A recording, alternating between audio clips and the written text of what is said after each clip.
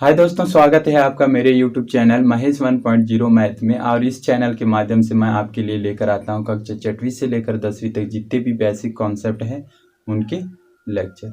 तो डियर, आज हम पढ़ने वाले हैं कक्षा 7वीं का एक चैप्टर जिसका नाम है एरिया, है ना। आज हम जानेंगे क्षेत्रफल क्या होता है और क्षेत्रफल में आयत का क्षेत्रफल कैसे ज्ञात करते हैं और एक वर्ग का क्षेत्रफल कैसे ज्ञात करते हैं। साथ ही हम जानेंगे एक सर्कल का क्षेत्रफल कैसे ज्ञात किया जाता है। ठीक है डियर, तो चलिए हम अपने सीधे टॉपिक पे चलते हैं कि क्षेत्रफल होता क्या है।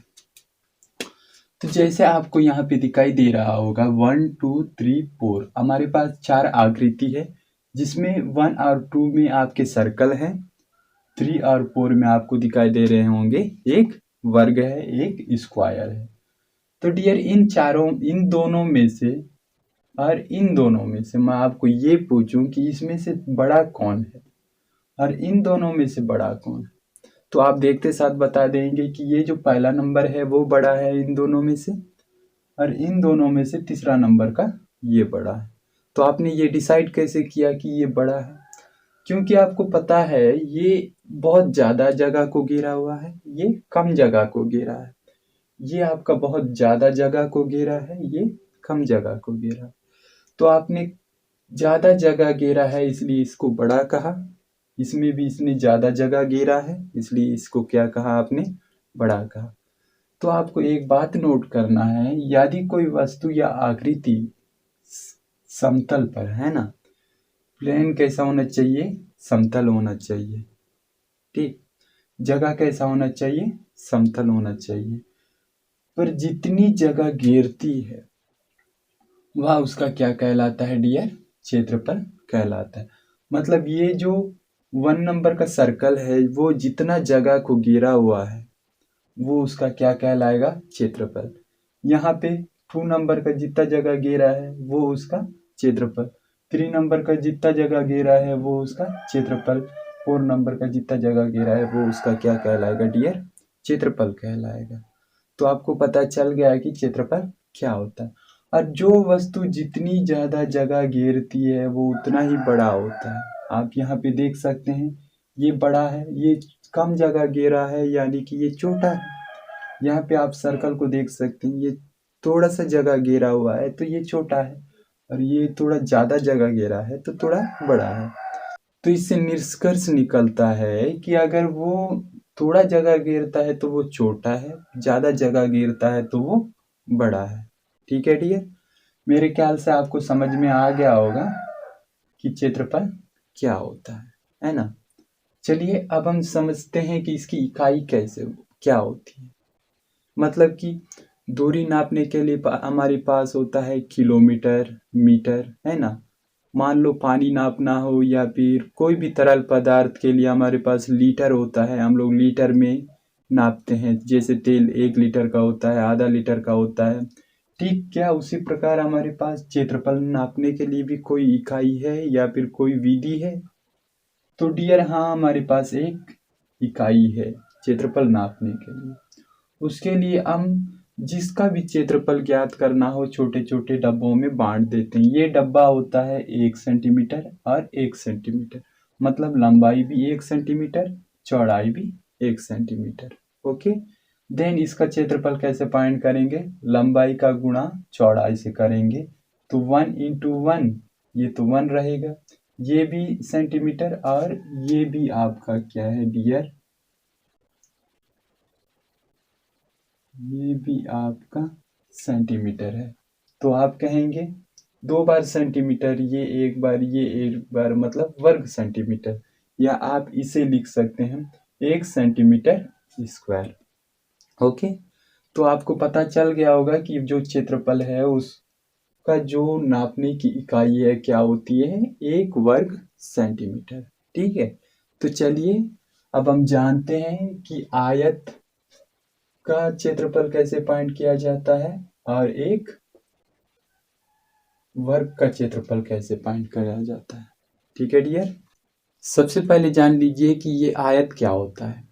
आयत एक चतुर्भुज है, मतलब चतुर्भुज मतलब 4 भुजाओं से बंद आकृति। ये एक यहाँ तक भुजा, यहाँ से यहाँ तक, यहाँ से यहाँ तक, यहाँ से यहाँ तक, है ना। चार भुजाओं से बंद आकृति को चतुर्भुज कहा जाता है। और उसी चतुर्भुज को हम आयत कब कहेंगे, जब आमने सामने की भुजा, मतलब ये इसकी और ये और ये भुजाएं बराबर होती है, तो उसको हम क्या कहते हैं, ये एक आयत कहते हैं। ठीक, यहाँ पे आपका ये 6 सेंटीमीटर लंबाई है, 3 सेंटीमीटर चौड़ाई है, तो ये एक आपके पास आयत है, तो उसको आप, ये आपके पास एक आयत है, तो उसका आप क्षेत्रफल कैसे फाइंड करेंगे। तो डियर, हमने कहा था कि इसकी जो इकाई होती है वो क्या होती है, 1 वर्ग सेंटीमीटर। ओके, जरूरी नहीं यहाँ पे सेंटीमीटर दिया तो सेंटीमीटर ही होगा, क्योंकि मीटर भी हो सकता है ना। वो हमारे प्रश्न पे गिवन होगा, जैसे यहाँ पे लिखा है सेंटीमीटर, तो हम जो छोटे छोटे डब्बा बनाएंगे वो 1 सेंटीमीटर के बनाएंगे। अगर वहाँ पे मीटर होता तो हम क्या बनाते, 1 मीटर के बनाते। ठीक है, तो यहाँ पे हमने ये जो 6 सेंटीमीटर है उसको 1 सेंटीमीटर में तोड़ दिया, 1 2 3 4 5 6। ठीक, फिर उसी प्रकार 3 सेंटीमीटर को भी 1 सेंटीमीटर में तोड़ दिया, 1 2 3। ठीक है, तो इससे आपके पास हुआ क्या, ये जो छोटे छोटे डब्बे हैं उसमें लंबाई और चौड़ाई दोनों की 1 सेंटीमीटर है, तो हम कह सकते हैं इस छोटे से डब्बे का क्षेत्रफल 1 सेंटीमीटर, इसका भी 1 सेंटीमीटर, इसका भी 1 सेंटीमीटर, 1 सेंटीमीटर, 1 सेंटीमीटर। तो आप देख सकते हैं पूरा जो हमारा आयत है उसमें जो छोटे छोटे डब्बे बने हैं उनका जो क्षेत्रफल है वो 1 सेंटीमीटर है, 1 सेंटीमीटर, 1 सेंटीमीटर, 1 सेंटीमीटर। तो डियर, हमारे पास टोटल कितने डब्बे हैं, 1 2 3 4 5 6 दूनी 12, क्षेत्र 18, मतलब 18 डब्बे हैं, यानी कि उसका जो क्षेत्रफल है आयत का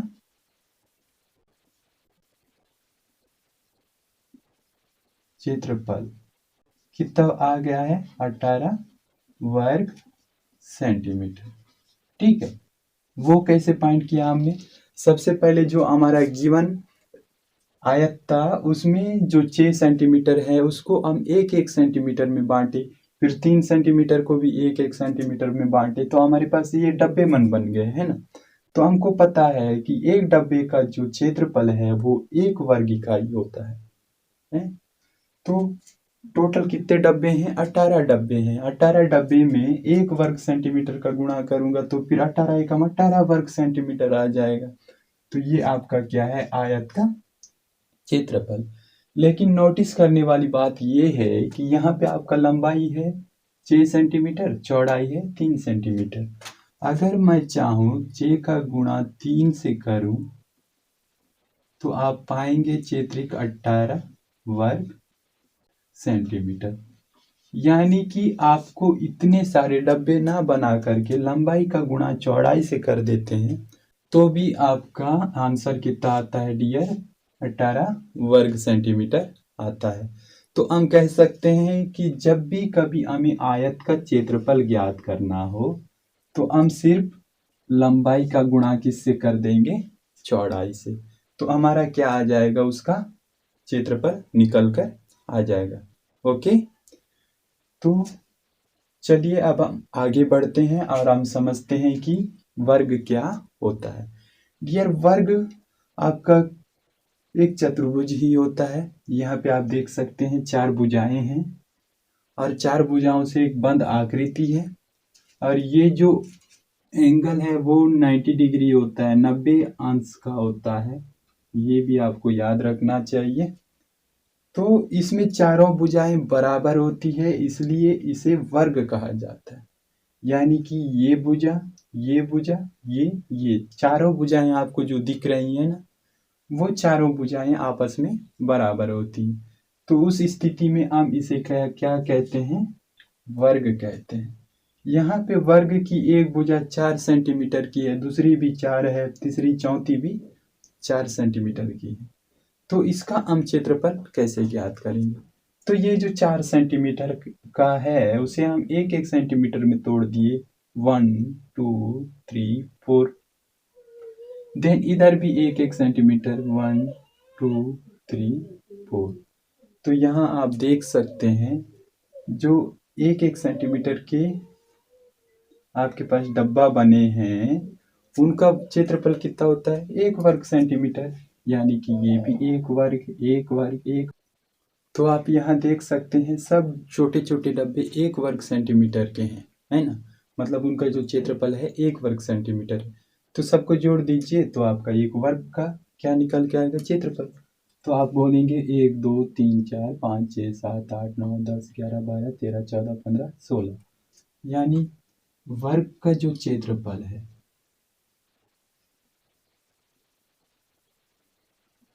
वो कितना है डियर 16 वर्ग सेंटीमीटर, है ना। कितना है 16 वर्ग सेंटीमीटर। तो आपने इस बड़े से वर्ग को छोटे छोटे भागों में बांट करके एक टुकड़े का जो हमारा क्षेत्रफल है वो 1 वर्ग सेंटीमीटर होता है। तो टोटल कितना सेंटीमीटर हो गया 16 वर्ग सेंटीमीटर। डियर इसको ऐसा ना करके यदि हम यहाँ पे जो लंबाई है उसका चौड़ाई से गुणा करते हैं, मतलब 4 गुणित 4, तो आपको पता है 4 चौक 16 होता है वर्ग सेंटीमीटर, है ना। लेकिन यहाँ पे लंबाई भी 4 सेंटीमीटर चौड़ाई भी 4 सेंटीमीटर। इससे अच्छा मैं कहूँ एक भुजा लेते हैं, भुजा का स्क्वायर कर देते हैं, मतलब 4 लिया 4 का स्क्वायर, 4 का स्क्वायर मतलब 4 गुणित 4 मतलब 16 वर्ग सेंटीमीटर। तो यहाँ पे आपका लंबाई भी 4 है चौड़ाई भी 4 है, तो कोई भी एक लंबाई ले लीजिए या फिर चौड़ाई ले लीजिए फिर उसका स्क्वायर कर दीजिए तो भी आपका आंसर कितना आता है 16 वर्ग सेंटीमीटर। ठीक है डियर। तो इसलिए ये हम निष्कर्ष निकालते हैं कि जो वर्ग का क्षेत्रफल है वो भुजा का गुणा भुजा से, यानी कि भुजा का स्क्वायर किया जाए तो उसका क्या निकल के आ जाता है क्षेत्रफल निकल के आ जाता है।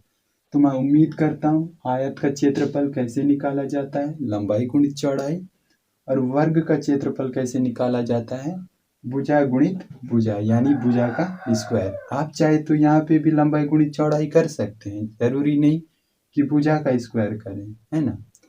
क्योंकि यहाँ पे लंबाई और चौड़ाई इक्वल है इसलिए हम भुजा गुणित भुजा करते हैं, यानी कि भुजा का स्क्वायर करते हैं। तो डियर सबसे पहले आप इस कॉन्सेप्ट को समझिए। हमारा जो नेक्स्ट वीडियो होगा हम उसमें आपको आयत और वर्ग से रिलेटेड जितने भी सवाल हैं उनको कराएंगे। ओके। तो गाइस यदि आपको मेरा ये वीडियो पसंद आता है तो आप इसे शेयर कर सकते हैं, लाइक कर सकते हैं और सब्सक्राइब कर सकते हैं। धन्यवाद।